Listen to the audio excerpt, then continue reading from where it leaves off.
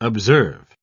I saw And today in the paper, Biden administration is looking into creating a new chapter or division of the laws in this country where it will apply to AI, because it's getting to the point with AI now where they have to create laws because of ChatGPT. Like, kids are literally not doing work. They're writing these entire incredibly worded, well-written essays. Not even just that, but like, eventually Uber's going to be no driver, right? That's just inevitable. McDonald's just came out with their first store completely no people at all, just Wow. 100% automated McDonald's. So now they're getting to the point where they have to write laws and legislate rules about developing AI.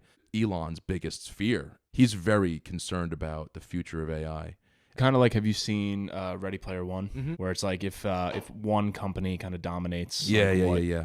what could be the repercussion? It basically you'd be recreating dictatorship or monarchy or monopoly of some sort in a virtual world, just like you do. It's human nature, right? Like, humans are going to human, and whether it's in a digital world or in real life, like, we're going to exhibit the same behaviors, and like, we're going to try to take control and gain power and resources and all that sort of stuff. It's interesting with AI. I think on the cool or positive side, I like to think about it how when the printing press came out, you read the newspapers from that time and people are freaking the fuck out. Like, this is going to, like, it's going to be terrible for kids. It's going to ruin everything. People are going to be spreading misinformation. Majority of history has shown that we should lean into more innovative changes. The struggle, I think, with AI is just how fast it's adapting. It's almost That's the problem. There's a faster than we can keep up. Exactly. There's the guy, I forget his name, but the guy who directed District 9 is a super geeky sci-fi guy, and he was talking about on a podcast, that there's this other writer who writes these little AI-based short stories. And just as an example of how out of control it can get, he wrote this story about a world where, someone develops some like AI that they can command and make them do things, and he happens to run a equipment company, like printers and fax machines and stuff, and he tells the AI, make this company the most successful stationary paper company in the world. It jumps forward to the whole universe is filled with nothing. It's paperclips, right? I've heard it with when it basically tells the AI, like, I run a paperclip factory. Right.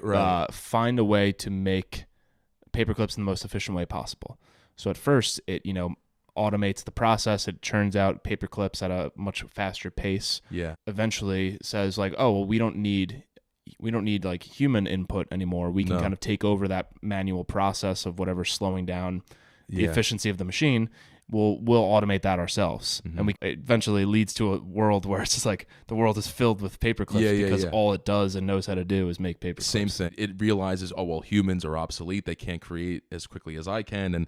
And eventually, like, the whole galaxy is filled with printers and fax machines. And there's no people. It's just this invisible monster creating these completely useless things now. Like, eventually we're going to have to regulate this, because something like that, you can imagine that could happen. It's one of those things where it just got out of control, and it realized that humans are obsolete and we don't really need them anymore, and we can just kind of get rid of them and we can take care of the goal without them.